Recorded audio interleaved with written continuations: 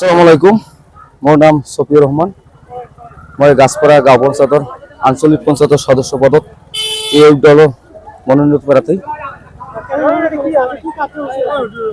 আজি চাওক, আজি আমি ৰেলী কৰি আছো, খোজকাঢ়ি। আমাৰ যুৱ সমাজ, মুৰব্বী সমাজ সকলোৱে ইমান হাত দিছে, আপোনালোকে পিছফালে দেখা পাইছে।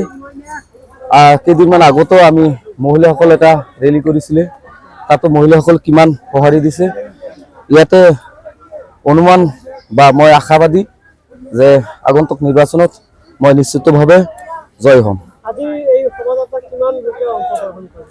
মই হিচাপ কৰিব নোৱাৰিম, আপোনালোকে কেমেৰা পিছফালে যাব কিমান মানুহ আহিছে, মই এইটো ভাষাৰে ক'ব নোৱাৰিম।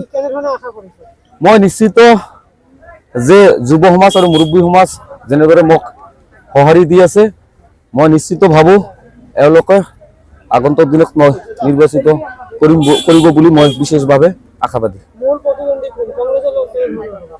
চাওক, মই আজিলৈকে মই তেনেকুৱা ভবাই নাই প্ৰতিদ্বন্দ্বী মোৰ নহ'ব, তেনেকুৱা লাগি অনুমান হৈ আছে যে প্ৰতিদ্বন্দ্বী। মই সমূহ গাছপাৰাবাসী ৰাইজক মই বিনম্ৰতাৰে অনুৰোধ জনাম যে আগন্তুক নিৰ্বাচনত মোক বিপুলভাৱে ভোট দি জয়যুক্ত কৰিব আৰু আপোনালোকৰ সেৱা কৰাৰ এটা সুযোগ দিব। আপুনি বিনা কণ্টেষ্টত জয় হ'ব নেকি? তেনেকুৱাই মোৰ অনুমান হৈ আছে। আপোনালোকে পিছফালে কেমেৰা পিছফালে চাব কিমান মানুহ আহিছে, মই এইটো ভাষাৰে ক'ব নোৱাৰিম। মই সমূহ ৰাইজক মোৰ ফালৰ পৰা আন্তৰিক কৃতজ্ঞতা আৰু ধন্যবাদ জ্ঞাপন কৰিছোঁ। তেখেতসকলে ইমান মৰম আৰু সঁহাৰি জনাইছে, আগন্তুক দিনত এনেকৈ মৰম আৰু আশীৰ্বাদ দি থাকিব, এইটো মই আশা কৰিছোঁ।